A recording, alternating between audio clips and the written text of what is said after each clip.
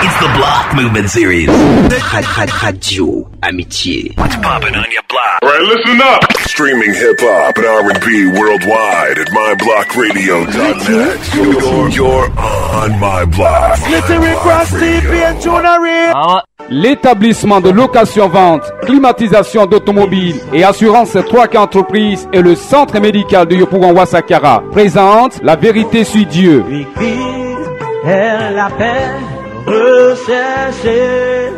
De mon âme. La Vérité sur Dieu, une émission qui permet aux enfants de Dieu de sortir des ténèbres par le rétablissement de la véritable doctrine laissée par Jésus le Christ. La Vérité sur Dieu est une conception, production et animation du frère Noël ACI tous les mardis de 15h à 16h30 sur Radio Amitié 100.1 FM.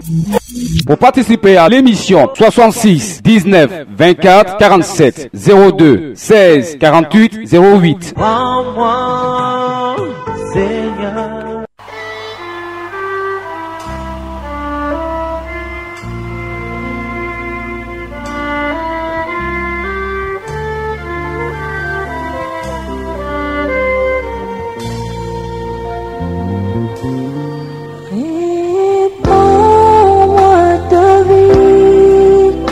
Par les eaux de ton esprit, crée en moi un cœur nouveau, je t'en prie.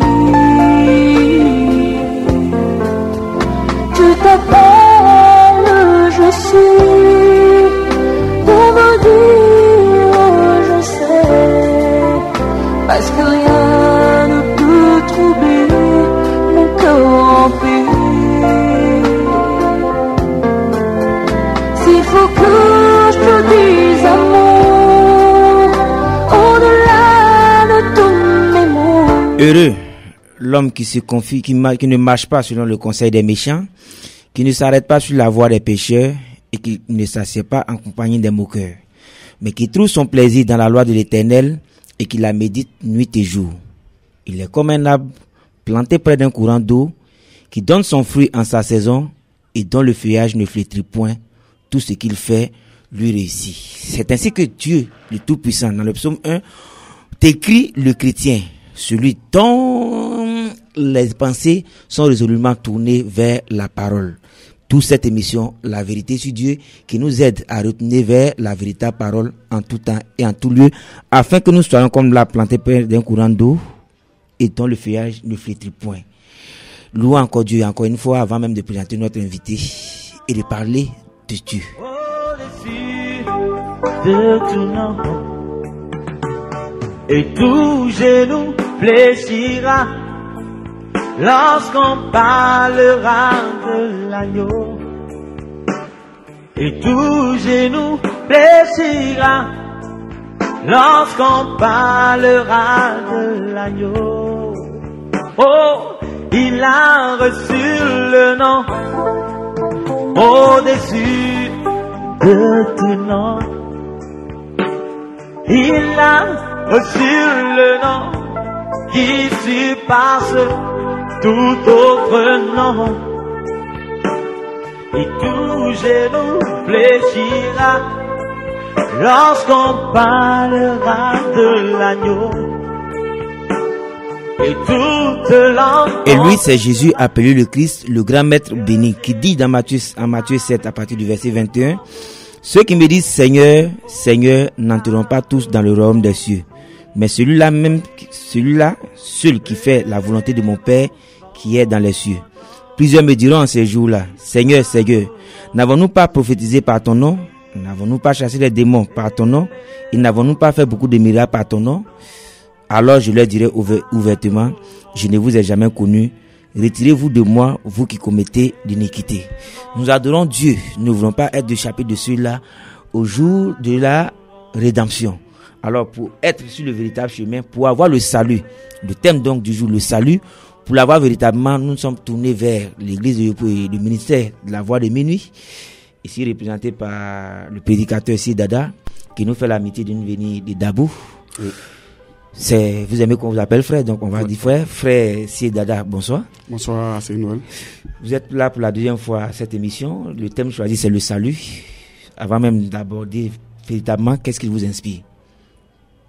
C'est vraiment un thème très important. Mais avant de parler de ce thème, je tenais à vous dire merci. Merci pour encore cette invitation. Merci parce que, de par vous, le Dieu de la Sainte Bible aurait voulu que nous parlions au peuple ivoirien. Bon, pour revenir à notre thème, le thème du salut, c'est un thème qui est crucial. On ne peut prétendre être chrétien sans savoir ce que c'est que le salut. Donc, il est très important. Il est très important. Et pour permettre à nos invités et à nos auditeurs de mieux s'installer, puisque Dieu siège également dans la louange et l'adoration, nous allons écouter une première plage musicale qui est de Nestor David. Le titre, c'est Gloire. Ah oui, au mot.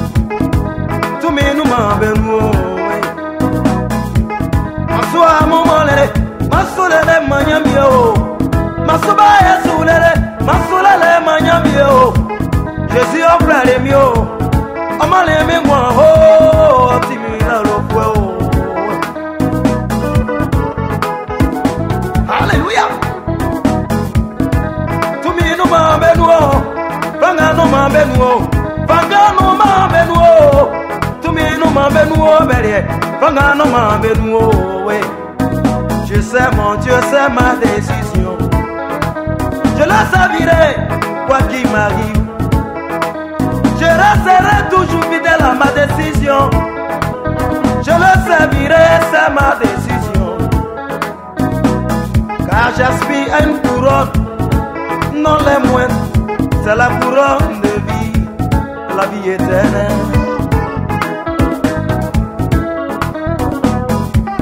La vie éternelle, je n'ai pas acheté.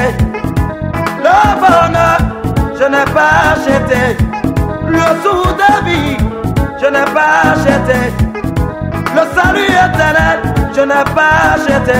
Quel amour merveilleux. Je n'arrive pas à comprendre. Quel amour merveilleux. Jusqu'à donner sa vie pour moi. C'est qu'il était. Il s'est fait pécheur pour que j'aie la liberté. Comment moi pécheur que je suis, mon Dieu m'a aimé. Voilà que je suis, mon Dieu m'a aimé. Impudent que je suis, mon Dieu m'a aimé. Calomniateur que je suis, mon Dieu m'a aimé. Quel amour merveilleux. Hey, Panga no ma benwo. Tumi no ma benwo, Panga no ma benwo yo. Tumi no ma benwo berie, Panga no ma benwo we. Baba mama le, Baba wakamo, Baba mama le, Baba zoba mo berie, Panga no ma benwo yo. Oui, chers auditeurs, vous êtes à l'émission La Vérité sur Dieu, qui est tous les mardis de 15h à 16h30 sur les 100.1 FM. C'est bien, Radio Amitié. Avant même de nous tourner encore une fois vers notre invité du jour, nous allons écouter ses communiqués. Participez à la 8e édition du jeu d'invisibilité sur Radio Amitié en vous inscrivant au cours de l'émission Oxygène, du lundi au vendredi de 18h à 20h, ou déposez vos courriers dans les locaux de la radio, non loin de la pharmacie Kenya, à Yopougon Boulevard principal. La découverte aura lieu le 7 août 2010 à partir de 20h à l'espace OBV ancien Roland Garros, Yopougon Toit Rouge. Remerciements à Albaros Couture, Yopougon Carrefour Couté. Ce contact c'est le 07 24 12 86. Pat Cyril Flora de Yopougon Guidiba et cité CUE. Contact 03 80 53 21. Remerciements également à Émile Jeunesse Couture, Yopsi Koji Face Cathédrale Saint-André, contact 07 39 54 09. Et enfin, la pâtisserie Victoire d'Abobo, dont le contact est le 05 70 67 42. Il est également à noter, très important de noter ceci, un manager d'artistes recherche 2 danseurs pour tourner avec son artiste. Les danseurs, nous précisons, doivent faire autour de 80 kilos et ayant une bonne moralité. Pour tout renseignement, veuillez contacter celui qui s'en occupe au 05 680 451 ou au 40 386 950. Si le temps nous permet, nous allons revenir sur ces communiqués importants. Alors, vous, ministère de la Voix de Minuit, il y a beaucoup d'églises, donc il y a beaucoup de doctrines. Qu'est-ce qui fait votre particularité à vous? Notre particularité, je dirais que elle n'est rien d'autre que la Bible elle-même. Notre particularité, c'est que nous sommes assis sur le fondement laissé par les apôtres. En dehors de ce qui est écrit noir sur blanc, vous ne verrez jamais un frère de l'église de Pougontois-Rouge, du ministère de la Voix de Minuit, dire des choses provenant de lui-même. Et pourquoi faut-il forcément s'appuyer sur la Bible, alors que la Bible elle-même est la révélation? La Bible est la révélation, effectivement, comme vous le dites. Mais nous serons tout à fait d'accord. Seule la Bible dit la vérité. En dehors de la Bible, tout être humain est menteur. En Romains 3, 4, la Bible dit. En Romains 3, 10 à 12, la Bible dit quoi? Que toute chair qui est née d'une femme n'est pas juste devant Dieu. Et quand vous regardez bien dans le livre d'Apocalypse 22 au verset 18, Dieu même précise dans sa parole qu'il ne faut rien ajouter à ce qui est écrit. Il ne faut rien y retrancher. Celui qui y ajoute quelque chose ou qui y retranche quelque chose, il sera frappé des mots décrits dans ce livre. En tout cas, quand je lis la Bible, je ne veux pas être frappé des mots décrits dans ce livre. Je ne veux pas être sous le jugement terrible de Dieu. Alors, le thème du jour, c'est le salut. On avait même parlé du salut. Il faut qu'on aille brièvement dans la définition de la chose. Qu'est-ce que Dieu appelle le salut? Merci pour cette question, parce que vraiment, c'est un sujet d'actualité. Beaucoup prétendent être chrétiens. Beaucoup prétendent aller à l'église, mais beaucoup ne savent pas ce que c'est que le salut. Si j'utilise moi-même ma pensée pour répondre à votre question, je me serai inscrit en fond, parce que tout à l'heure, je vous ai dit que nous étions basés seulement sur les écrits de la Bible, c'est-à-dire les saintes écritures. Alors, qu'est-ce que la Bible dit du salut? Le salut, on va commencer depuis la Genèse. Allons-y, vous avez le temps. Entendu. Donc, depuis la Genèse, Dieu a créé 2 personnes qu'il avait mis dans le jardin, Adam et Ève. Comme commandement qu'il avait laissé à Adam et Ève, il avait dit à Adam, vous pouvez manger à tous les arbres qui sont dans le jardin, sauf à l'arbre qui était au milieu du jardin. Adam, ayant transgressé à cette loi-là que Dieu lui avait donnée, cette recommandation que Dieu lui avait donnée, qu'est-ce qui va se passer? L'être humain devient comment? N'est plus agréable à Dieu. Il n'est plus juste devant Dieu. Pourtant, Dieu doit parler à l'être humain. Que doit-il faire? Pour que Dieu puisse parler à l'être humain, qu'est-ce qu'il doit faire? Donc Dieu va mettre ces paroles dans la bouche d'un homme qui va appeler prophète sur terre. Et de par la bouche de ce prophète annoncera les choses venant de Dieu. On prend le cas de Moïse. Au temps de Moïse, pour être sauvé, parce qu'il était en Égypte, Moïse allait chez le peuple vers l'Égypte pour l'envoyer à Canaan. Donc pour arriver à Canaan, là où coulait le lait et le miel, il fallait écouter qui? Moïse. On prend le temps de Noé. Au temps de Noé, il ne pleuvait pas encore sur terre. Dieu vient donner une révélation à Noé. Comme vous l'avez dit tout à l'heure, la Bible est une révélation. Donc Noé reçoit une révélation venant de Dieu. Dieu lui dit, Noé, construis une hache, parce que très bientôt, je ferai tomber une pluie sur la terre. Noé annonce cette révélation qu'il avait reçue de la part de Dieu, et le peuple refuse d'écouter Noé. Seulement 8 personnes ont écouté Noé, ces 8 personnes ont été sauvées. Donc Noé était celui qu'il fallait écouter en son temps pour être sauvé. Au-delà de cela, il y a plusieurs prophètes dans la Bible. On a eu le prophète Élie, le prophète Élisée. Chacun est venu à tour de rôle. Et quand on regarde bien dans les Saintes Écritures, dans le Nouveau Testament, nous avons vu l'apparition de Jean-Baptiste. Au moment où Jean-Baptiste était encore sur terre, il était sur terre en tant que prophète. Il dit quoi? Il a la voix qui crie dans le désert. Donc il fallait écouter cette voix-là, se repentir afin d'être sauvé. Après Jean-Baptiste, le grand maître béni lui-même est venu dans un corps humain, le corps de Jésus. Jésus-Christ lui-même est arrivé sur terre. Il a dit quoi? Que lui, il est le chemin, la vie et la vérité. Donc il fallait aussi l'écouter en son temps pour être sauvé. On se rend compte de quoi? Peu avant lui sa mort, il réunit ses disciples et il leur pose une question. Ici dans Matthieu 16, verset 18 à 19. Allons-y. Qui dit-vous que moi je suis? Matthieu 16, 18 à 19. Les auditeurs ont noté. Et Pierre répond que non, tu es le fils du Dieu vivant. Il dit, ce que tu viens de dire là, c'est par la révélation que tu l'as reçu. Désormais, tu es Pierre. Sur toi, Pierre, je bâtirai mon église. Tout ce que tu liras sur terre, moi, personnellement, je le lirai dans les cieux. Donc, on se rend compte de quoi? Que le grand maître béni Jésus-Christ lui-même avant son départ, il laisse un pouvoir à ses apôtres, qui sont aussi des êtres humains. On va aller encore plus. On prend le livre de Luc 2, du verset 29 au verset 30. On peut commencer au-dessus du 29, 28. Luc 2. Vous avez dit Luc chapitre 2. 29, 30. Si vous pouvez... Je remonte au verset 28. Oui. Il le reçut dans ses bras, bénit Dieu et dit: Maintenant, Seigneur, tu laisses ton serviteur s'en aller en paix selon ta parole, car mes yeux ont vu ton salut. Vous pouvez continuer un peu? Salut que tu as préparé devant tous les peuples, lumière pour éclairer les nations et gloire d'Israël, ton peuple. Amen. D'accord. On se rend compte de quoi? Dans Luc 2, l'enfant Jésus était né. Alors que d'après la loi qui avait été donnée à Moïse, le premier-né mâle, il fallait le consacrer à l'Éternel. Donc on le présentait devant l'autel dans le lieu d'adoration. Jésus est né, 8 jours après, on va le présenter. Simeon, qui était aveugle, comme il avait reçu une révélation, lui disant que tant que ses yeux n'ont pas vu le salut, de lui, son époque, il ne mourrait pas. Et Simeon étant au temple, les enfants sont présentés, il voit un petit enfant dans les mains de sa mère, il s'approche de l'enfant, il prend l'enfant, il le tient, il dit: Seigneur, maintenant tu peux reprendre ton serviteur, car mes yeux ont vu ton salut. Qui était dans sa main? Jésus, appelé le Christ. En un mot, c'est pour vous dire quoi, le frère Assine? Que le salut, ce n'est rien d'autre que un être humain en qui sont déposées les paroles du Dieu Tout-Puissant. Un être humain qu'il faut écouter, croire en l'évangile prêché par cet être humain, être baptisé avant d'être sauvé. Comme le livre de Marc 16, du verset 15 au verset 16. Donc le salut, en un mot, n'est rien d'autre qu'un être humain en qui Dieu est déversé. Donc le salut est un être humain en qui Dieu est déversé. C'est l'exposé, il est clair avec les passages bibliques. Mais il y a quelque chose qui me perturbe. Vous avez commencé par l'Ancien Testament, vous avez démontré, et c'est écrit qu'il fallait écouter les prophètes pour être sauvé. Aujourd'hui en Côte d'Ivoire, on a plus de 500 prophètes.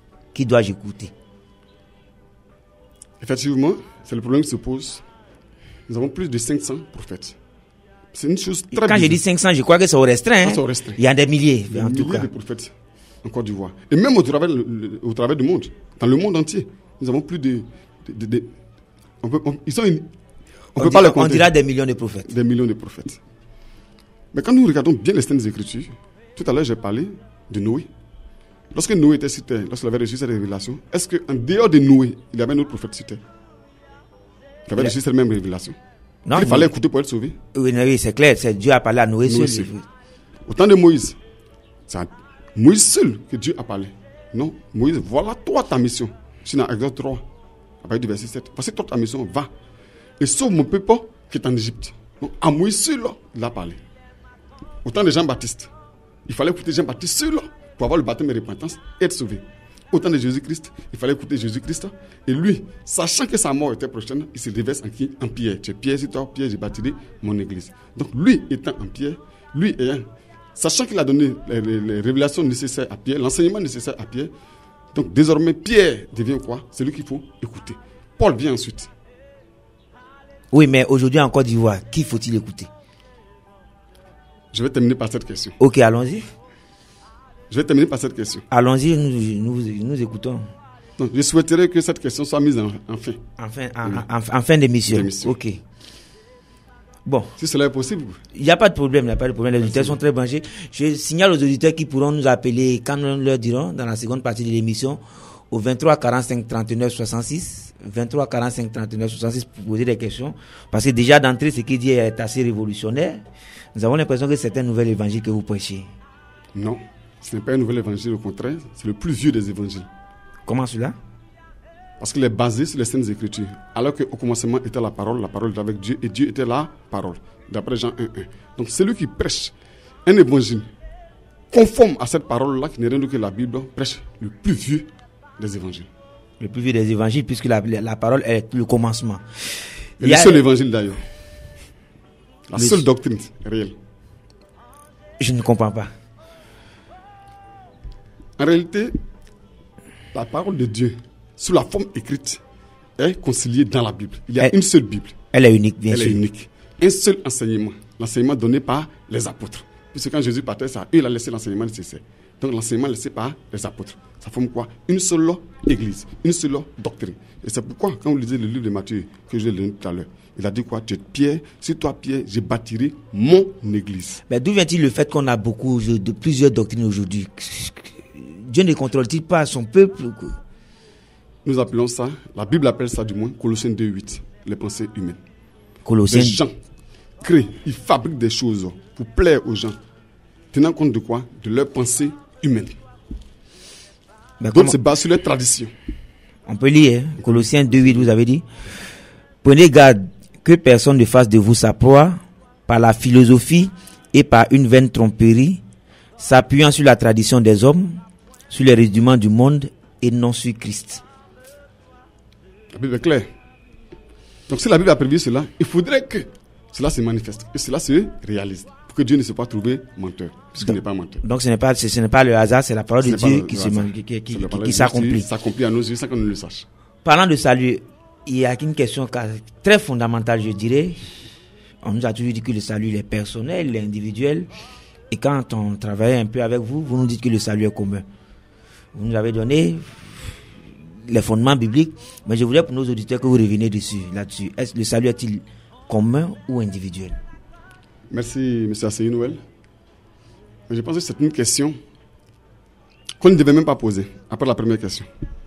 Excusez-moi du thème, pas qu'elle est idiote. Allons-y, si le salut nous est un être humain, comme nous l'avons défini tout à l'heure, si le salut est un être humain, et qu'il faut écouter cet être humain pour être sauvé, il est seul. Je l'ai dit tout à l'heure. Au temps de Noé, Noé était seul. Il fallait écouter une seule personne. Donc, tout le peuple devait écouter une seule personne pour être sauvé. Donc, cette personne était comment au peuple? Cette personne était-elle au moins personnelle au peuple ou commune au peuple? Bien sûr qu'elle était commune au peuple. Commune au peuple. Donc, de manière simple, si tout le peuple doit écouter un être humain pour être sauvé, le salut devient comment? Commun. C'est pourquoi, comme il regardez à 1 Timothée 4, au verset 16, la Bible est claire. Paul dit à Timothée, Timothée, veille sur ton enseignement et veille sur toi-même. En agissant ainsi, tu te sauveras toi-même et tu sauveras ceux qui t'écoutent. C'est pour dire quoi? Que celui qui enseigne, qui donne l'enseignement, son salut, c'est-à-dire lui, sa destinée et la destinée de ceux qui l'écoutent sont liés. Si lui, il est sauvé, ils seront aussi sauvés. S'il n'est pas sauvé, ils seront aussi condamnés.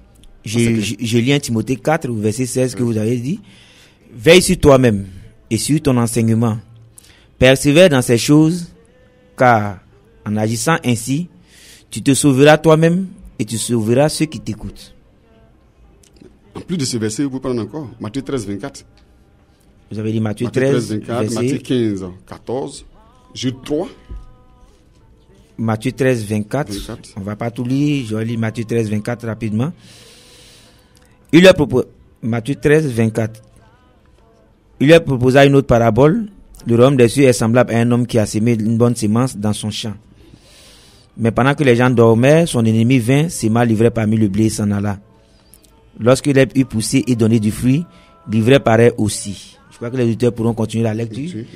Je vais prendre Matthieu 15, au verset 14. Laissez-les.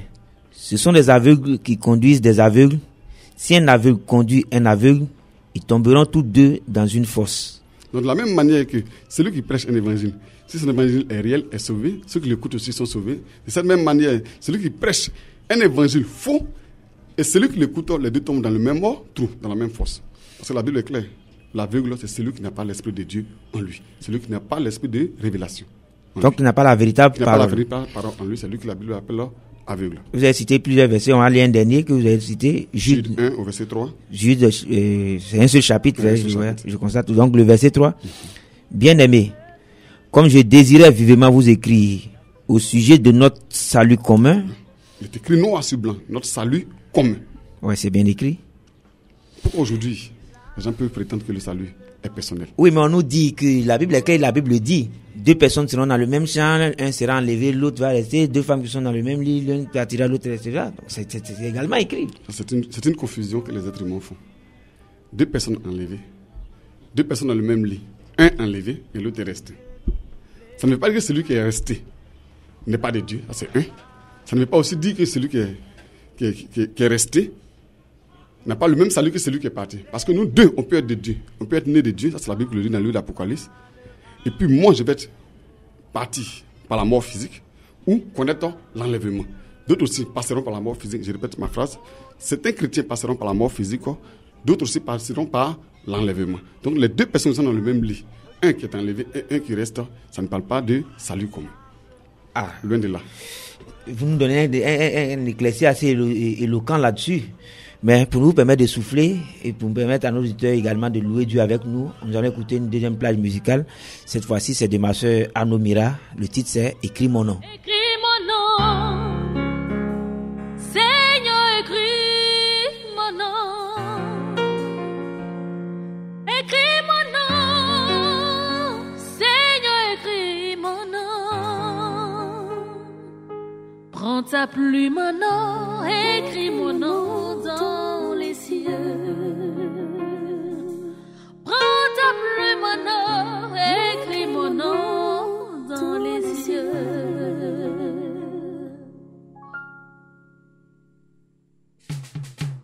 Écris mon nom, Seigneur, écris mon nom. Écris mon nom, Seigneur, écris mon nom. Prends ta plume, mon nom, écris mon nom dans les cieux. Prends ta plume, mon nom, écris mon nom dans les cieux.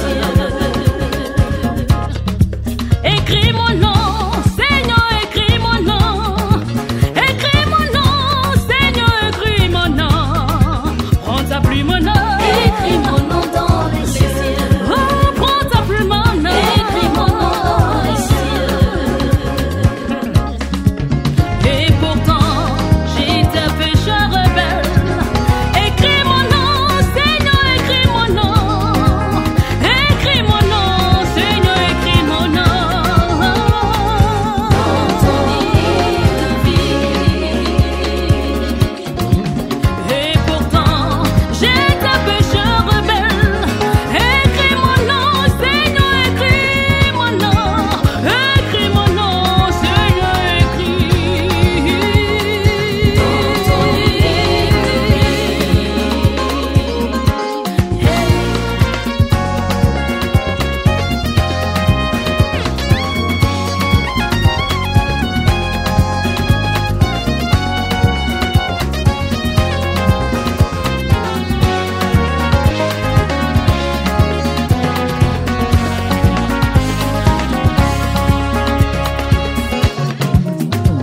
Éternel, oh combien est précieuse ta bonté, car auprès de toi est la source de la vie. Par ta lumière, nous voyons la lumière. Étends ta bonté sur nous, ô Père.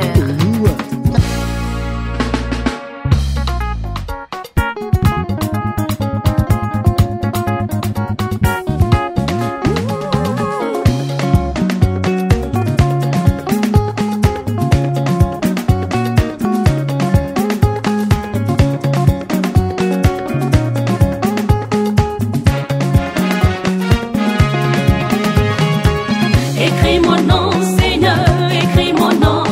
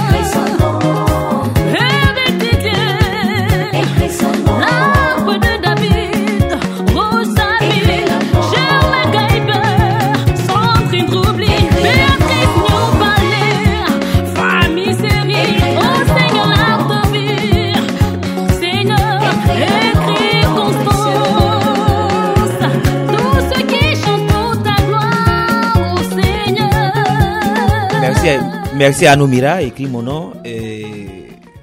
Prédicateur ici, Dada. On vient d'écouter une sur la plage musicale, écrit mon nom. Que vous inspire cette chanson avant même qu'on continue avec le thème? Musicalement parlant, c'est une belle chanson. Parce que la musique est bien faite, les arrangements sont bien faits. Mais, bibliquement parlant, ce n'est pas un cantique chrétien.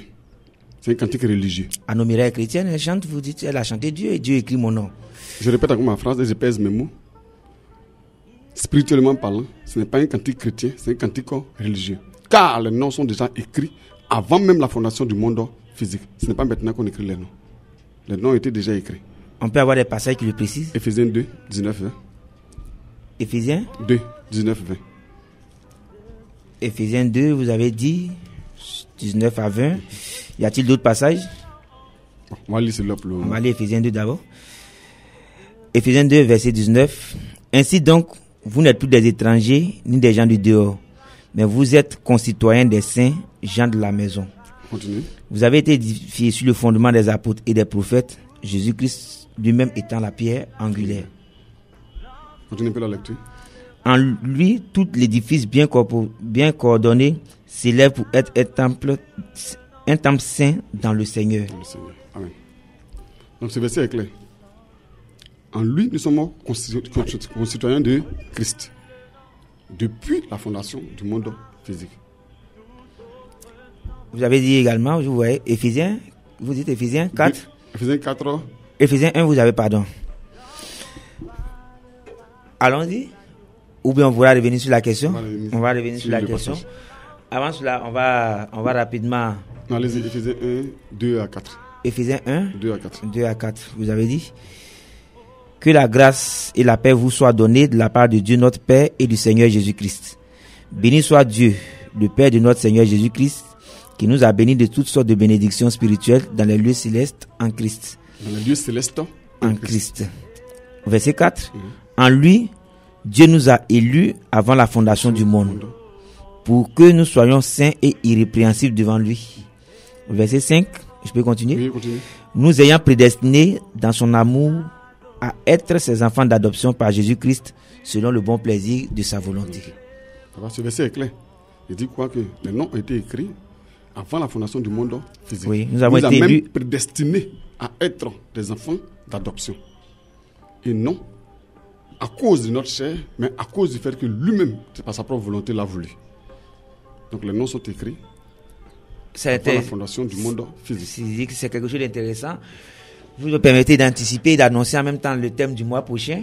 Le mois prochain, tout le mois de septembre, nous parlerons de la prédestination. Bon thème. C'est quelque chose d'assez fondamental. J'espère que le ministère de la Voix de minuit nous enverra quelqu'un pour en parler. J'ose l'espérer.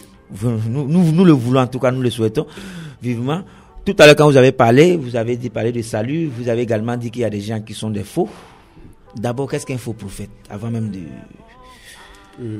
Un faux prophète, on peut le définir comme qui? Comme un instrument de Satan. Un instrument de Satan. C'est-à-dire quelqu'un qui n'a pas l'Esprit de Dieu en lui. Celui qui ne parle pas de la part de Dieu. Qui prétend parler de la part de Dieu, mais en réalité qui ne parle pas de la part de Dieu, qui parle de la part de son Père, qui n'est rien d'autre que Satan. Vous pouvez vérifier ça dans 2 Corinthiens 11, à partir du verset 13. 2 Corinthiens 11, à partir du verset 13.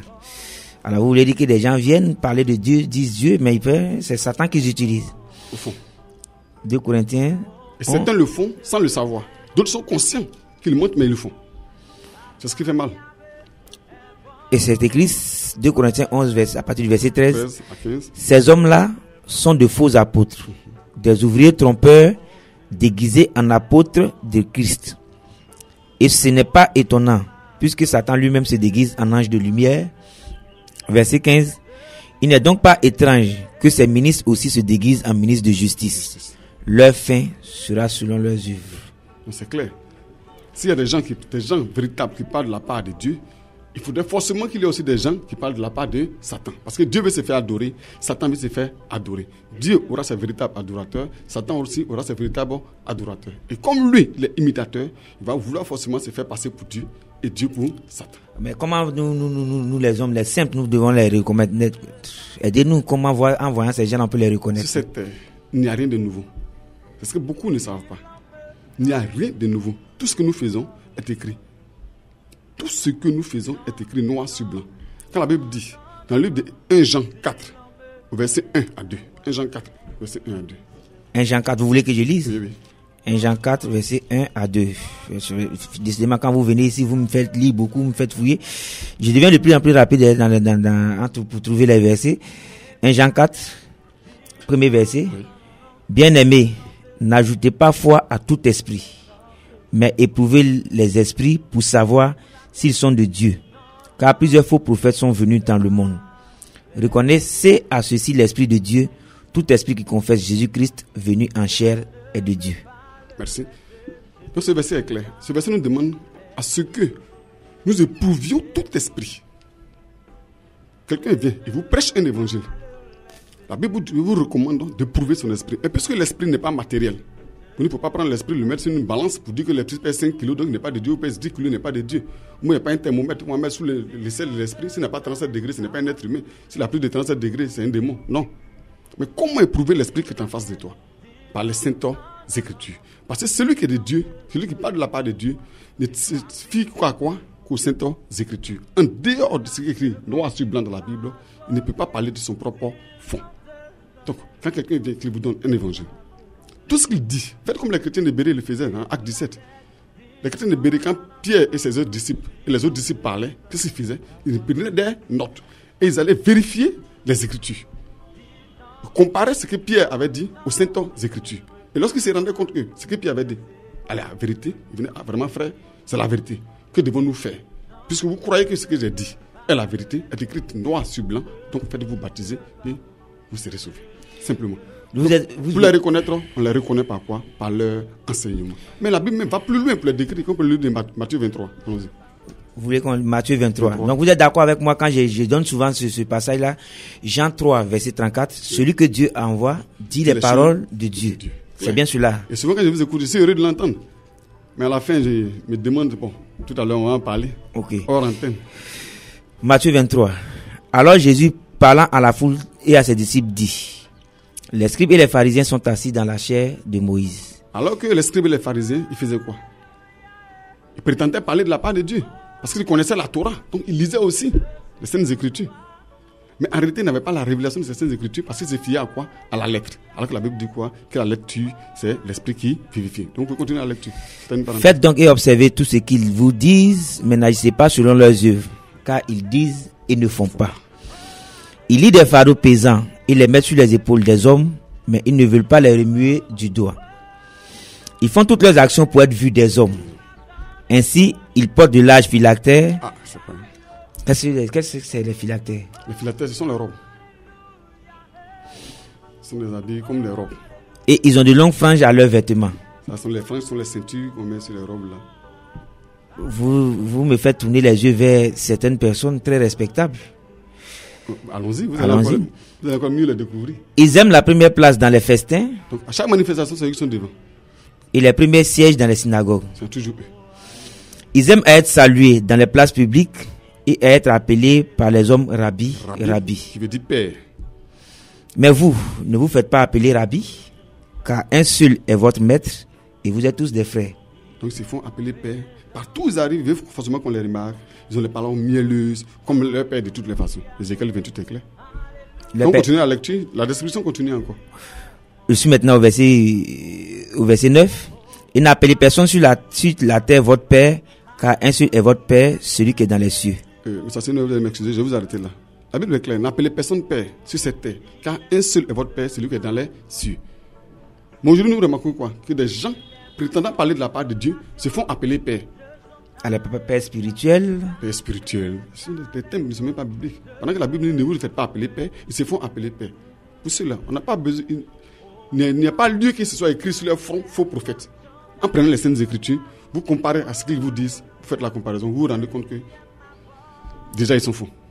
Donc c'est cette technique-là que le chrétien doit utiliser, éprouver l'esprit qui est en face de lui au travers des Saintes Écritures. Verset 10. Oui. Ne vous faites pas appeler directeur, car un seul est votre directeur, le Christ. Il y a des gens qui sont des directeurs des églises en Côte d'Ivoire, dans le monde entier. Il y a même des présidents fondateurs. Présidents fondateurs. En ce moment où la place de Christ Jésus est-il membre Si toi, tu es le président, c'est que lui devient automatiquement membre. Et tu prétends parler de sa part. Non. C'est toi le président. Pourtant, nous sommes tous d'accord que Christ est le chef de l'Église. Le chef de l'Église. Comme c'est écrit. C'est écrit dans le Corinthiens. Si Alors, vous prenez sa place. Donc le verset que nous avons lu tout à l'heure, 2 Corinthiens 11 au verset 13, ils disent quoi? Ils se prennent même pour Dieu. Ils se font passer pour Dieu. Dois-je comprendre que c'est pour cela que Dieu nous met en garde contre les faux prophètes? Effectivement. C'est pour cela que le grand maître béni nous met en garde contre les faux prophètes. Parce qu'il est conscient que les ténèbres et la lumière ont toujours marché ensemble. Là où il y a le vrai, se trouve toujours le faux. Quand vous regardez bien dans le jardin, Adam était dans le jardin, mais aussi Satan était dans le jardin. Parce que les ténèbres d'abord ont précédé la lumière. Si Adam était lumière et que les ténèbres ont précédé la lumière, c'est que Satan était sur terre. Prenez le cas de Christ Jésus lui-même, le grand maître béni. Quand il choisissait ses 12 apôtres, parmi les 12, il y avait un qui a mis l'esprit dedans. Judas Iscariote. C'est clair. Il n'était pas de lui. Jean 6, 70, 71. Il a dit, n'est-ce pas moi qui vous ai choisi, vous les 12, mais parmi vous, il y a un démon. Et après avoir manifesté sa sémence réelle, on dit que Judas est allé en son lieu.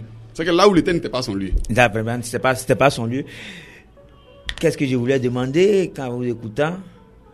Il y a quelque chose d'assez fondamental. Nous avons nous dit communément dans les lieux de prière, même si ce qu'on dit, on fait la belle faux, même si les gens ne sont pas sincères, toi, en étant sincère avec Dieu, c'est ce qui compte le plus. Est-ce que c'est correct? C'est de là que vient l'erreur de salut commun, de salut personnel du moins. C'est de là que vient l'erreur de salut personnel. C'est-à-dire, ils se disent quoi? Entre le conducteur, entre le berger et les brebis, il n'y a pas de relation. Le berger peut être faux et une brebis peut être vraie. Et c'est impossible. Parce que le berger, c'est lui qui conduit la brebis. Si le berger est aveugle, la brebis ne fait que reconnaître la voix de son berger. Elle ne fait que suivre son berger bêtement. Donc si le berger est aveugle et qu'il tombe dans une fosse, qu'est-ce que les brebis vont faire? Les mêmes brebis viennent tomber dans la même fosse. Donc entre la brebis et le berger, il y a un lien. Et c'est ce lien-là qui détermine le salut de la brebis. À vous entendre parler, et avec ce qu'on vient de lire, j'ai un peu peur. J'ai l'impression que je vais laisser l'extérieur, on va rester en Côte d'Ivoire. J'ai l'impression que la Côte d'Ivoire est résolument dans les ténèbres. C'est bien cela? Je pense que je suis en Côte d'Ivoire. Et si je suis en Côte d'Ivoire et qu'aujourd'hui je me permets de parler de la part de ce Dieu Tout-Puissant, c'est parce que ces paroles-là ont été écrites en moi. Et il y a quelqu'un ici, dans ce pays, en qui ces paroles-là sont écrites, qui nous les ouvre et nous ne faisons que les répéter comme un perroquet. Vous faites les répéter comme un perroquet, pourquoi?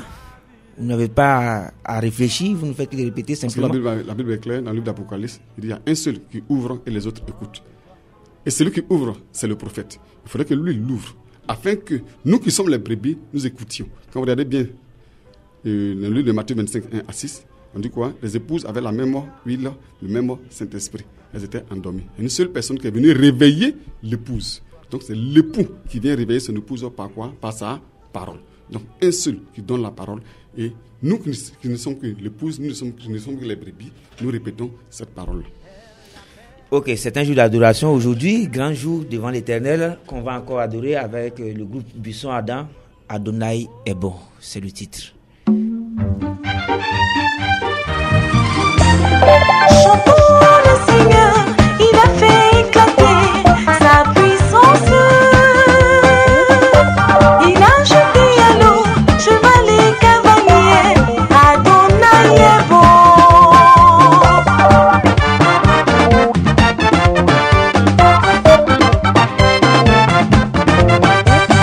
Chante le Seigneur, il fera éclater sa puissance. Tu marcheras sur les eaux, déplaceras les montagnes, t'auras toujours la victoire. Ah ouais, crois seulement et tu verras. Ah, bougez, bougez. Il est bon, il est bon, il est vraiment bon. Il est bon, il est bon, il est vraiment bon. Si tu crois en lui, si tu vis en lui, si t'es chaud pour lui, si t'as faim de lui, si t'as soif de lui, si tu craques pour lui,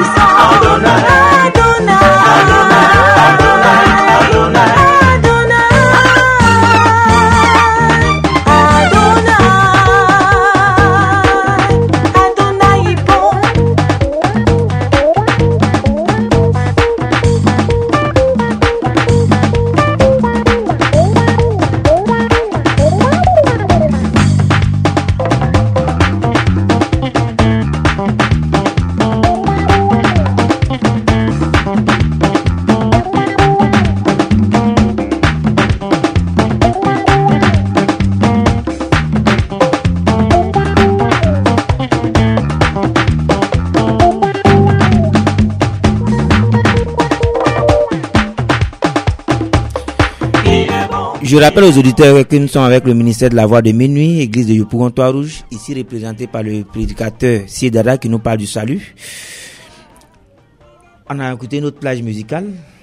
Je voudrais qu'on arrête là. Cette plage musicale, elle est, à mon sens, correcte. Adonai est bon. Musicalement parlant, très bon. Mais spirituellement parlant. Non, nous voulons le spirituel. Qu'est-ce que le spirituel dit? Adonai, qui est-il? C'est Dieu. C'est Dieu. Vous pouvez me le prouver par les Saintes Écritures. Mais Dieu s'appelle El Shaddai, Adonai. El Shaddai, Adonai, Jéhovah. Aujourd'hui, qui on adore? En toi, moi, j'adore Jésus-Christ. Jésus-Christ, merci. Attends, soyons plus explicites. Oui. Qu'est-ce qu'il devait dire? Jésus-Christ est bon. Jésus-Christ est bon. C'est ce que là l'appellation correcte. C'est l'appellation correcte. Le seul nom qui a été donné à nous qui sommes les véritables chrétiens, c'est le nom de Jésus-Christ. Ce n'est pas Adonai, ce n'est pas Jéhovah. Ce n'est pas El Shaddai. Ok. Vous me faites peur, je vais plus vous demander de faire des commentaires sur les chansons parce que là vous détruisez tout. Bon, c'est pas bien grave, vous ne détruisez pas, mais vous rectifiez ces choses-là. On en a véritablement besoin. Je voudrais qu'on fasse le point. Le salut, c'est un être humain, il est commun, il n'est pas individuel puisque cet être humain-là, il représente celui qui est le berger qui conduit. Et s'il va dans le faux, tout le monde va dans le faux également. Alors c'est pourquoi Dieu nous met en garde contre les faux prophètes. Je résume rapidement ce que vous avez dit. Parce que les faux prophètes ont pour rôle de nous dévier du chemin du salut. Si cela était possible. Maintenant, en 5 minutes, dites-nous comment est-ce que nous, qui ne connaissons pas véritablement les Saintes Écritures, nous devons savoir qu'on a le salut ou on ne l'a pas. Savoir qu'on a le salut ou on ne l'a pas, ça revient au résumé de la question précédente. Comment reconnaît-on un faux prophète? Donc s'il y a un faux prophète et qu'il y a un vrai prophète, celui qui suit le vrai prophète sait intérieurement, d'après les Saintes Écritures, qu'il a le salut. C'est lui qui, après avoir éprouvé l'esprit de celui qui est en face de lui, s'est rendu compte que c'est un faux prophète, pertinemment en lui, il sait qu'il n'a pas le salut. Je vais donner des exemples palpables. Je répète le verset 1 Jean 4, verset 1 à 2, qui nous demande de prouver tout esprit. Je prends une parabole, la parabole qui a été donnée dans Matthieu 24, Matthieu 13, à partir du verset 24. Cette parabole-là parle de 2 semences qui ont été mises dans le même champ, c'est-à-dire le blé et l'ivraie. Les 2 semences se ressemblent. Elles se ressemblent tellement qu'à la récolte, on le met à dire non, attendez, ne détirez pas ça, puisque c'est encore petit. Attendez que les 2 semences grandissent. Quand elles vont grandir, chaque semence va produire des fruits selon son espèce. Et en fonction des fruits, vous saurez quelle est la semence qui est vraie et quelle est la semence qui est livrée. Vous allez après les déraciner et les lier, les brûler. C'est comme ça que nous devons nous comporter. Les 2 semences étant sur terre. Je prends un exemple. J'ai mon homme de Dieu, j'ai mon prophète que je suis. Il me prêche un évangile, il me donne une doctrine, il me donne une nourriture chaque dimanche, chaque vendredi, chaque mercredi, ça dépend des jours. Je prends cette nourriture, j'arrive à la maison, je la confronte à la Bible, aux Saintes Écritures. Et je me rends compte que ce qu'il m'a enseigné n'est pas écrit noir sur blanc. Automatiquement, si j'ai l'Esprit de Dieu en moi, je saurai que je n'ai pas le salut. Par exemple, sur le dimanche midi, j'arrive au culte, à l'église, et je vois une femme à la chair, qui est en train de me prêcher. Pendant que la Bible s'oppose à la prédication de la femme, j'accepte qu'une femme me donne un enseignement. On n'a pas besoin d'un don de vision, mais d'un don de révélation, pour savoir que vous n'avez pas le salut. Parce que la Bible condamne la prédication de la femme. 1 Corinthiens 14, 34 est clair. 1 Timothée 2, à partir du verset 12 est clair. Dieu dit qu'il ne permet pas à la femme d'enseigner, ni de prendre de l'autorité si long.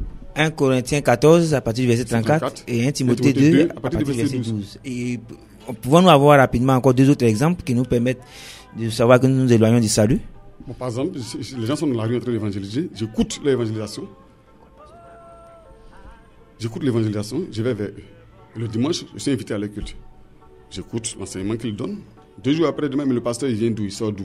C'est un pasteur qui a fait la Belgique, il a un diplôme en théologie, il a un diplôme en extra-théologie, parce qu'ils ont des thèmes là, pour plaire aux gens. Je joue les Saintes Écritures. Est-ce que la Bible, dans la Bible, Jésus, en choisissant ses disciples, il a veillé à ce que ces disciples-là fassent une école pastorale? Non. Est-ce que lui-même, le grand maître de Christ Jésus, a-t-il fait une école pastorale? Non. Jean-Baptiste, a-t-il fait une école pastorale? Non. Paul, en son temps, a-t-il fait une école pastorale? Non. William Branham en son temps, a-t-il fait une école pastorale? Non. Je me rends compte de quoi? Que tous ceux qui ont été envoyés de la part de Dieu, les véritables serviteurs de Dieu, ils ont reçu l'enseignement par révélation. On prend même le cas de Paul. Paul était celui-là même qui persécutait les chrétiens. C'est ce que la Bible dit.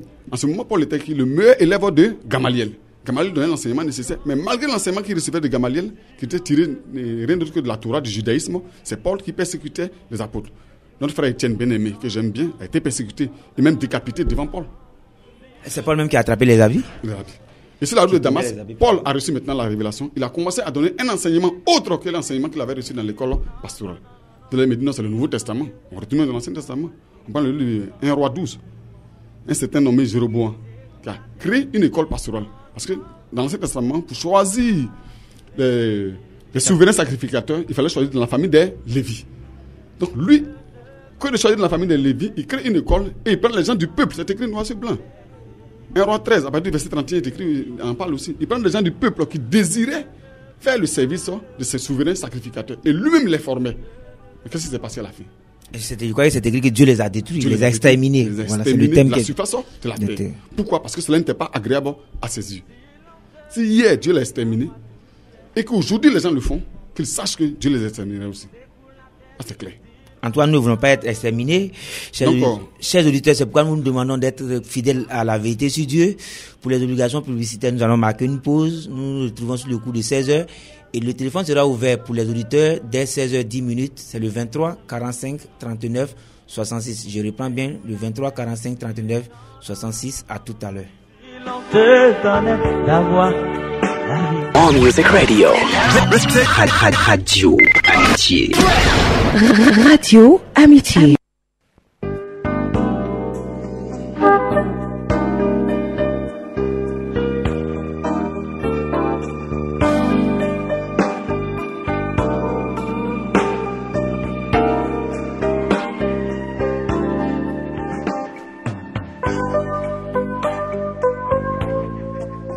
Alléluia. Il a reçu. Oui, nous sommes de retour sur le plateau de la vérité sur Dieu. Je rappelle que nous sommes avec le prédicateur Sir Dada qui est là pour le compte du ministère de la Voix de Minuit, qui est ici représenté ici à Yopougon par l'église mère, l'église de Yopougon Trois-Rouges. Avec lui, nous parlons du salut. Nous parlons tantôt de la question était la suivante: comment savoir qu'on a le salut? Je vais résumer rapidement. Il nous a d'abord dit que le salut, c'est un être humain en qui Dieu a déversé sa parole. Il est l'unique personne en qui il faut croire à la doctrine prêchée par cette personne. Je vais dire l'évangile prêché par cette personne pour être sauvé. Il a donné les cas de Noé, de Moïse, de Jean-Baptiste, de Jésus-Christ, de Pierre et même de Paul. Le salut est-il commun ou individuel? Formel selon les Écritures, avec les passages bibliques à l'appui. 1 Timothée 4, je crois le verset 16. J'ai Matthieu 15, 14, Jude verset 3, pour démontrer que le salut, il est commun et il est nullement individuel. Puisque celui qui prêche détermine votre destinée étant le berger. Si le berger se trompe, les brebis également tombent dans la fosse avec lui. Donc c'est pourquoi Dieu nous a mis en garde contre les faux prophètes, parce que leur rôle c'est de nous détourner de la véritable voie du salut. J'y suis, hein. C'est correct ce que j'ai dit? Oui, correct. Ok, comment savoir qu'on a le salut? Il était dans les détails, tout à l'heure nous parlait des écoles pastorales, qui sont une voie qui nous détourne du salut. Vous continuez sur ce que vous disiez? Oui, comme je disais tout à l'heure, savoir qu'on a le salut, il faut d'abord éprouver la doctrine qui nous est enseignée. C'est cette doctrine qu'il faut éprouver par les Saintes Écritures. Donc c'était pour imager cela que j'ai parlé du cas de l'école pastorale, qui est formellement interdite par la Bible. Mais aujourd'hui, qu'est-ce qu'on a coutume d'entendre?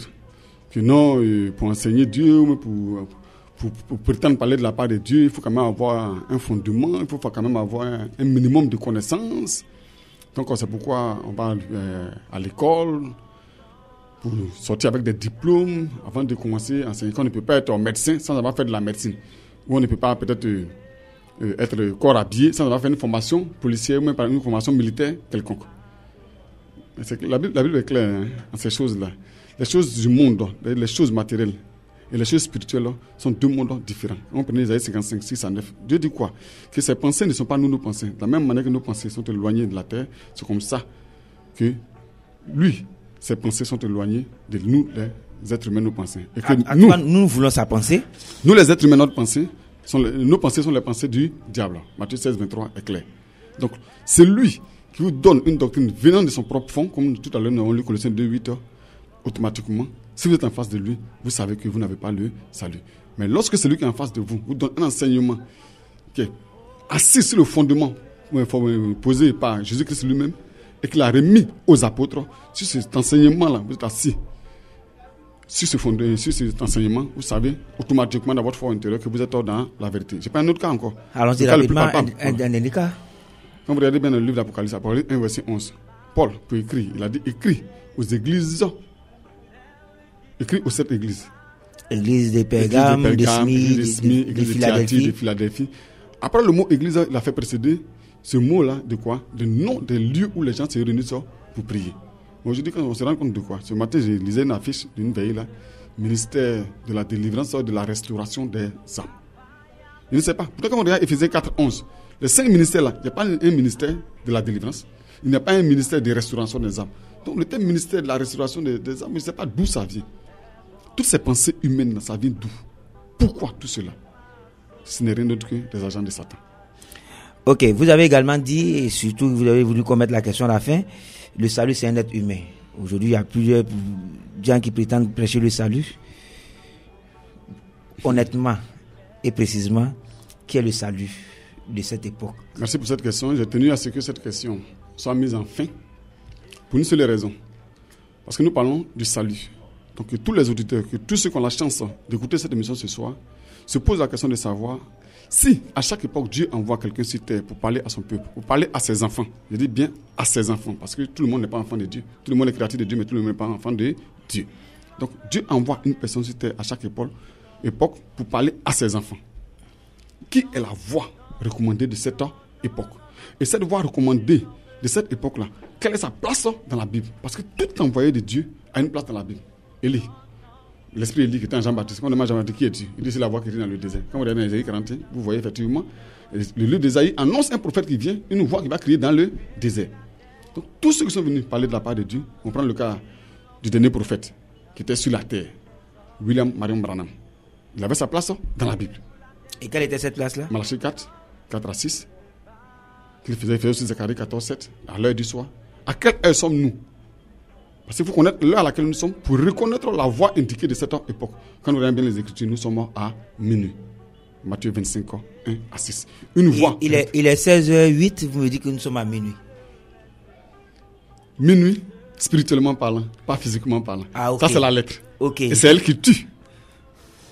C'est elle qui tue. Donc, c'est assez une nouvelle intention.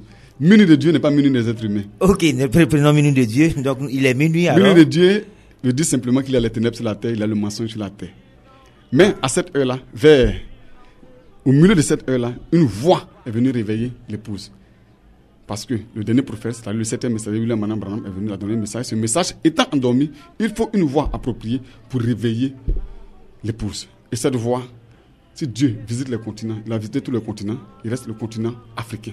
Cette voix est en Afrique, plus précisément en Côte d'Ivoire. Je vous ai dit tout à l'heure, nous sommes à Yopougon-Toit Rouge pour ne pas m'asseoir dans la chair d'un être humain, mais chercher à croiser cet être humain qui se trouve à l'église de Yopougon-Toit Rouge et éprouver-le au travers des saintes écritures, sans toutefois chercher à vous asseoir dans sa chair. Car ce monsieur nommé Zakpa Dadé Etienne est un être humain. Mais, de par ce qui sort de lui, de par les saintes écritures qui sortent de lui, nous disons que c'est la voie indiquée de cette époque. Vous dites tout ce que la Bible dit. C'est ce que la Bible dit. Pour reconnaître un bon prophète, c'est en fonction de ce qui sort de sa bouche. J'étais clair dans mes propos. Par ce qui sort de lui, par le fait que ce monsieur-là soit la Bible faite chair, qu'il soit la Bible intégrée. Automatiquement, nous les êtres humains, en le voyant, l'ayant éprouvé par les saintes écritures, nous pouvons être en mesure de dire que nous avons le salut et que notre salut est en face de nous. Avant de poursuivre avec vous, surtout en ouvrant le téléphone aux auditeurs, nous allons reprendre ces communiqués. Participez à la 8e édition du jeu d'invisibilité sur Radio Amitié en vous inscrivant au cours de l'émission Oxygène du lundi au vendredi de 18h à 20h ou déposez vos courriers dans les locaux de la radio non loin de la pharmacie Kenya à Yopougon, boulevard principal. La découverte aura lieu le lundi 7 août 2010 à partir de 20h à l'espace OBV, ancien Roland Garros, Yopougon-Toit Rouge. Remerciements à Albaros Couture, Yopougon Quartier Carrefour Couté, il est au 07 24 12 86. La pâtisserie Flora de Yopougon Sagriba et cité CUE. 03 80 53 21. Émile Jeunesse Couture, ça c'est à Yopougon-Sikogé, en face de la cathédrale Saint-André, qui est au 07 39 54 09. Et la pâtisserie Victoire d'Abobo, contact 05 70 67 42. Pour tout renseignement, veuillez appeler ici à la radio le 23 45 39 66 ou le 03 73 60 13 14, également le 66 77 69 60. Dernier communiqué, un manager d'artistes recherche 2 danseurs pour tourner avec son artiste. Il précise que ces danseurs doivent faire 80 kilos environ et avoir une bonne moralité. Pour tous ceux que cela intéresse, vous prenez contact avec celui qui s'en occupe. Il est au 05 680 451 et également au 40 386 950. Chers auditeurs, avant d'ouvrir le téléphone pour vous, nous allons également encore une fois souffler en musique, et cette fois-ci c'est avec Élysée. Un jour nouveau s'est levé, car l'évangile vrai se lève en Côte d'Ivoire.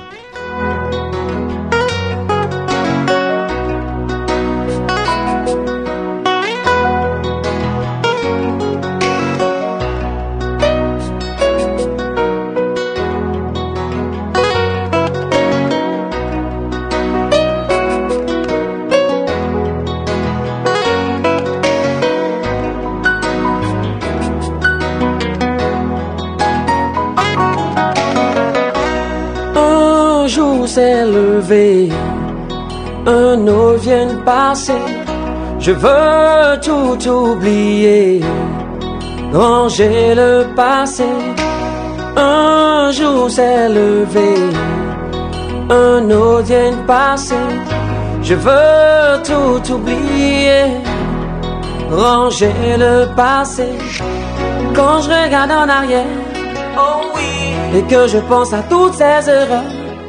Wow, wow, wow, wow, wow, wow, trop de regrets. Ce que j'aurais pu faire n'a pas été comme il se devait. Ce que j'aurais dû faire, non, je l'ai raté, oh yeah, yeah.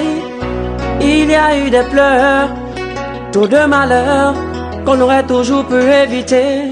Wow, wow, wow, wow, wow, wow, trop de regrets. Oh oui. Un jour s'est levé, un autre vient passer.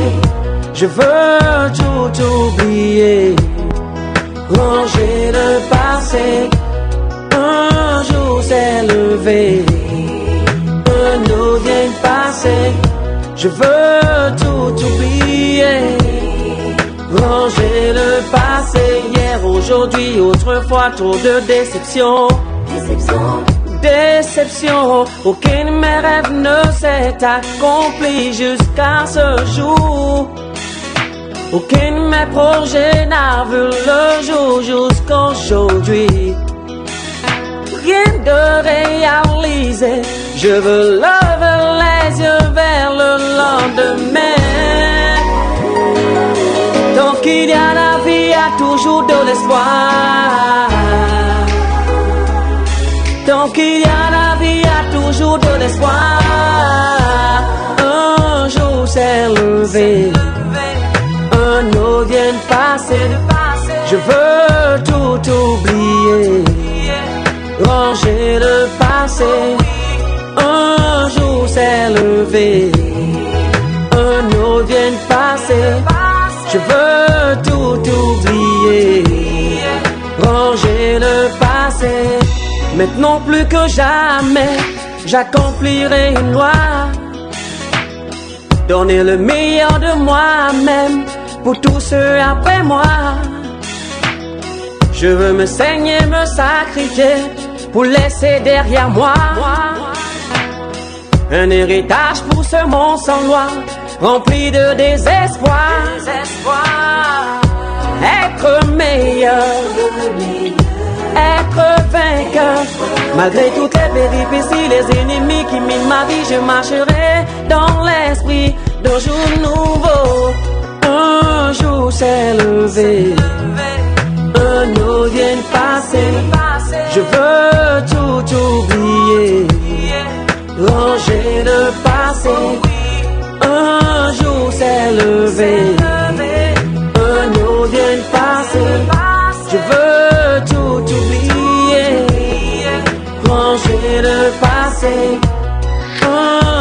s'est levé. Un jour vient de passer. Je veux tout oublier. Et un jour Dieu s'est levé. Un jour s'est levé, un autre vient de passer. Un jour nouveau, c'est l'évangile véritable. Et on le retrouve nulle part que en dehors de là où il est prêché véritablement. Vous le retrouvez sur Radio Amitié, les 100.1 FM. Et l'émission, c'est La Vérité sur Dieu. Chers auditeurs, le 23 45 39 66 est maintenant ouvert pour vous. Vous pouvez intervenir, vous êtes prioritaire pour poser vos questions. Pendant ce, avant de recevoir le premier appel, je me tourne encore une fois vers l'invité, notre invité du jour. Prédicateur ici, Dada. Oui. Allons-y. Est-ce que vous pensez que l'évangile que vous prêchez pourrait être véritablement saisi parce qu'il est assez révolutionnaire? Vous semblez déblayer tout ce qui est sur le terrain. Est-ce que cela est possible? L'auditeur en ligne, on va le prendre d'abord. Allô? Allô? Allô? Oui, allô? Bonsoir, monsieur. C'est monsieur? C'est le frère Ilié. Vous voulez vous éloigner un peu de votre poste? C'est important que j'appelle. Hein. Ok. Votre question? Je peux parler? Allez-y, posez votre question. Ouais, j'ai dit. Nous vient de dire exactement que c'est le pasteur, enfin, le prophète Zakpa Dadji Etienne. Il n'a pas dit le prophète, l'a dit monsieur Zakpa Dadji Etienne.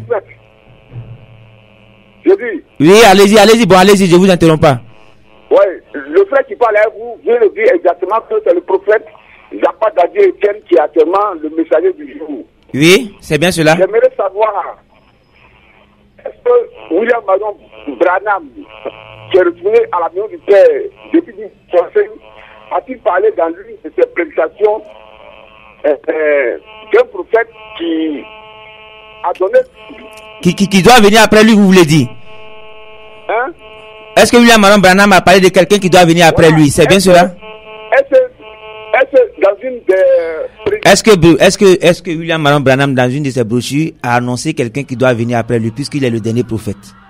Je pense que s'il pose la question, c'est que sûrement il connaît William Marion Branham. Il a déjà lu les écrits de William Marion Branham. Il connaît aussi les Saintes Écritures.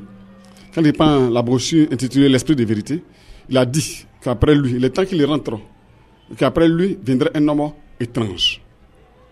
Donc, c'est parce que William Marion Branham savait que lui, il était un prophète, qu'il savait qu'après lui, quelqu'un viendrait. Un prophète également? Un prophète viendrait, mais pas un prophète messager. C'est ça le hic. Vous voulez expliquer? Merci. Comprenez, il y a une image dans l'Ancien Testament où on parle de Moïse et son frère Aaron. Moïse était qui? Dieu dans un corps humain, et Aaron était son prophète. Mais quand vous regardez bien les Écritures, quand vous regardez dans Exode 3, à partir du verset 7, c'est Moïse qui avait reçu le message de la délivrance du peuple égyptien. Qui était Aaron alors? Donc il y a un qui joue le rôle de Dieu et un qui joue le rôle de prophète. Donc la Bible aussi est claire. En Apocalypse au verset 5, il dit quoi? Qu'il y a 7 grands esprits. Il parle de 7 grands esprits de Dieu. Donc William Marion Branham, qui est décédé depuis 1965 est le dernier prophète messager sur terre. Après la venue de William Marion Branham, il est venu avec l'esprit Élie, alors que l'esprit Élie annonce toujours quoi? L'esprit Christ. Donc l'esprit Christ est sur terre, maintenant. C'est ce que vous voulez dire? Pas avec un nouveau message, mais il est venu réveiller l'épouse. Puisque le message prêché par le frère précieux William Marion Branham était endormi, de 65 jusqu'à aujourd'hui. Il y a quand même du temps qui s'est écoulé, donc le message s'est endormi. Ce message a été partagé comme la tunique de Christ Jésus a été passée à la croix. Comment cela? Aujourd'hui. Je vais expliquer cela de façon plus simple pour nous. D'aucuns prétendent être de William Marion Branham, celui qui vient après William Marion Branham. D'autres se disent des franquistes. Il y a des tonnéristes. D'autres se disent des tonnéristes. Un certain Marc Le Ward, mais bon, un autre nom. Donc, il y a des légalistes. En tout cas, il y a beaucoup d'appellations. Des Branham sont sortis plusieurs courants. Alors que, quand on lisait bien les brochures de Branham, il n'a jamais dit que celui qui vient après moi viendra de moi ce que j'ai enseigné. Jamais. Jamais ça n'a été dit. D'autres même vont au-delà de William Marion Branham pour dire qu'ils sont les derniers, qu'il est le dernier prophète, mais le dernier prophète messager. Et quand tu demandes sa place dans la Bible, il te donne facilement Daniel 12, 4, Daniel 12, 8. Et qu'il est venu pour donner les mystères cachés que Daniel avait scellés. Il y a beaucoup de choses, beaucoup de bêtises. Oui, mais quand vous dites, vous avez parlé quelle prédication de Branham? L'esprit de vérité. J'ai l'impression que vous ramenez l'auditeur à ses brochures. Puisque vous voulez dire, dois-je comprendre que Branham l'a bien dit dans ses brochures? Puisque je ne le connais pas personnellement, l'auditeur, mais s'il pose une question de savoir si Branham a dit que le prophète qui viendrait, mais celui qui viendrait après lui, viendrait de la Côte d'Ivoire ou de l'Afrique, ou mais ce serait pas Dadi Etienne, je suppose qu'il connaît un peu William Manon Branham. Et en aucun moment, Jean-Baptiste n'a dit que quand moi Jean-Baptiste ne serait pas là, celui qui va venir doit s'appeler Jésus-Christ. Non. Non, Jean-Baptiste l'a pas dit, c'est pas écrit. On ne donne jamais le nom. Aucun prophète ne peut donner le nom de celui qui va le suivre. Mais il donne toujours quoi? La place de celui qui veut le suivre. Sa place où? Sa place dans la Bible. C'est très intéressant que l'auditeur appelle, ou bien est-il convaincu? Nous sommes pratiquement à 5 minutes de cette émission. J'avais posé une question. J'ai un peu oublié, mais ce que je lui ai dit, quel conseil vous pouvez donner aux auditeurs aujourd'hui dans cette multitude de doctrines? Quel repère pouvez-vous leur indiquer? Aux auditeurs, le seul conseil que je peux donner, c'est de ne se confier en personne. Car la Bible est claire, malheur à celui qui se confie en l'être humain. Exode 33 aussi, au verset 20 est clair. Nul ne peut voir Dieu et vivre. Donc, qui ne s'attendent pas à un Dieu qui va venir, comme une fois je causais avec un prédicateur d'une religion quelconque, qui me disait que quand Dieu va venir, quand Jésus-Christ va venir, il va s'arrêter entre le ciel et la terre. Il sera suspendu. Autour de lui, il y aura les anges qui auront des trompettes en main. Ils vont sonner les trompettes. Puisqu'il était en hauteur, toute la terre entendra le son de ces trompettes. Jésus est arrivé. Donc, ils ne se disent pas que le ciel va s'ouvrir et Jésus-Christ va descendre. Non. Ils ne se le disent pas. Là, c'est clair. Jésus-Christ est déjà sur terre. Comment le reconnaître? Qu'il se fie à un seul repère, la Sainte Bible. Qu'ils aient les regards plongés dans la Bible. Qu'ils ne se laissent pas manipuler par des êtres humains. Qu'ils leur donnent des doctrines de démons venant d'eux-mêmes leur propre fond. De toutes les façons, dans leur fond, il n'y a que l'esprit des démons, c'est pourquoi ils le font. Quand vous entendez parler, je me rappelle également d'une émission que j'ai écoutée sur la radio nationale, l'émission de Juliette Anzian, Mythe et Mystère. Elle recevait une dame qui s'appelle Honora de Midi, il y a un peu longtemps, un peu plus de 10 ans. Elle disait comme ça que le nouveau Christ, il est noir et il est en Côte d'Ivoire, mais très bientôt on va le rencontrer. Quel commentaire vous faites surtout que c'est une mystique qui parle? Quel est votre commentaire? Je dis que je ne sais pas qui elle est. Personnellement, je ne l'ai pas encore éprouvé par les Écritures. Mais comme la Bible aussi est claire, que le diable aussi fait des prophéties. Et les prophéties du diable peuvent s'avérer vraies. C'est pourquoi vous arrivez chez un marabout, chez un guérisseur, il prend ses courriers, il lance ses courriers, il dit des choses sur votre vie, et vous vous rendez compte que ce qu'il a dit est réel. Donc le diable aussi fait des prophéties qui peuvent être vraies. Mais elle, je ne la connais pas, donc je ne sais pas d'où lui est venue cette prophétie, mais cette prophétie n'est pas loin de la vérité.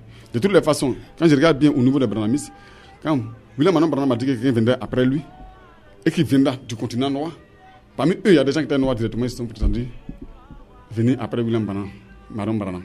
Donc, il parle, effectivement. Le prophète parle. Mais les dires du prophète, il ne faut pas tenir compte de la lettre, il faut tenir compte des profondeurs, de la révélation qui se trouve dans les dires d'un prophète. Donc, quand Branham dit celui qui va venir après lui sera noir, puisque dans l'assemblée, sûrement il y avait des gens à côté de lui, il y avait un noir dedans. Le noir, c'est dit aujourd'hui que c'est lui qui dit. Pour terminer véritablement avec vous ce jour, on ne peut pas jamais se lasser ou bien arrêter de parler de la Bible. Mais je voudrais savoir, vous avez dit que Dieu a visité tous les continents. Aujourd'hui, c'est le tour de l'Afrique. Pouvez-vous expliquer cela en 2 minutes? En 2 minutes, arrêtez, l'évangile a commencé où? L'évangile a commencé en Afrique. L'ancien jardin d'Éden. Donc, si vous regardez bien les Écritures, les écrits, quand vous regardez les descriptions des différentes positions, vous faites le rapprochement avec la géographie actuelle, vous vous rendez compte que l'évangile a commencé en Afrique. Le jardin d'Éden était en Afrique. L'évangile a commencé en Afrique. Bon, ok, on va prendre vos mots. L'évangile a commencé en Afrique. Tous les pays, vous regardez le Jourdain, qui était du Jourdain duquel on parle, vous regardez tout cela, avant qu'il n'y ait la division du monde par les Occidentaux ou par ceux dits intelligents, qui ont divisé le monde, tout cela était confondu. Avant que le canal de Suez ne soit tracé, entre l'Égypte et l'Israël, la distance ne devait pas être longue, puisque le peuple d'Égypte et le peuple israélien quittait l'Israël pour aller en Égypte. Ils ont quitté l'Israël pour aller en Égypte en 3 jours. S'ils ont fait 3 jours de marche dans le désert, c'est que les 2 lieux n'étaient pas éloignés. Oui, le canal de Suez, il est récent. On l'a creusé, donc la terre, la séparation. Donc l'évangile ayant commencé en Afrique, l'évangile doit retourner vers l'Afrique. Donc le grand maître béni lui-même, dans sa dernière venue, revenant vers l'Afrique. Maintenant, ce qui explique que le grand maître béni ait visité les autres continents, vous prenez Apocalypse 1, versets 1 à 11. Les 7 églises auxquelles ont été écrits, il y a Paul qui est venu pour un continent. Luther qui est venu pour un continent. Je crois qu'il y a Irénée, Colomban et autres là qui sont venus pour des continents. Le dernier qui est venu pour le continent américain, William Branham. Et celui de l'Afrique. Dieu aime l'Afrique alors, parce que lui-même se réserve toujours l'Afrique. Vous me faites penser au film de... J'oublie son nom déjà, un acteur là. Qu'est-ce que le film dit? La guerre au Rwanda là, où il y a un qui dit non, Dieu a quitté l'Afrique. Ah. En tout cas, Dieu n'a pas quitté l'Afrique. Dieu n'a pas quitté l'Afrique. Nous sommes heureux d'entendre avec vous que Dieu... Il aime bien l'Afrique. Nous sommes heureux d'entendre avec vous que Dieu aime l'Afrique et cela se pressent déjà avec tous ces mouvements, avec ce cinquantenaire grandiose qui va fêter la Côte d'Ivoire. Je crois que la Bible appelle ça les 50 ans, l'année du jubilé, de la réconciliation, de la séparation totale d'avec l'ancien maître. Vraiment, nous sommes encore séduits. Nous espérons que vous reviendrez. Une idée politique encore qui a été ravie par les hommes de Dieu. Oui, bien sûr. J'espère que vous reviendrez nous donner des enseignements aussi riches et aussi enrichissants. Chers auditeurs, vous trouverez cela sur Radio Amitié tous les mardis de 15h à 16h. Restez connectés à notre programme. Tout à l'heure, ce sera le stage de mon ami Aimé Mignon qui viendra parler du système visuel, vous donner des bonnes informations utiles à la santé, surtout à la vue. Merci et bonne écoute radiophonique à vous. À mardi. L'établissement de location-vente, climatisation d'automobiles et assurance 3K Entreprises et le centre médical de Yopougon Ouassakara présente La Vérité sur Dieu.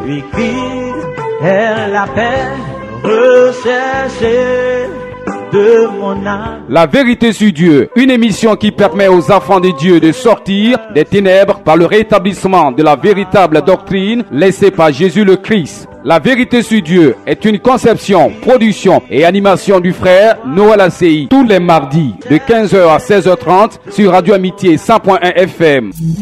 Pour participer à l'émission, 66 19 24 47 02 16 48 08.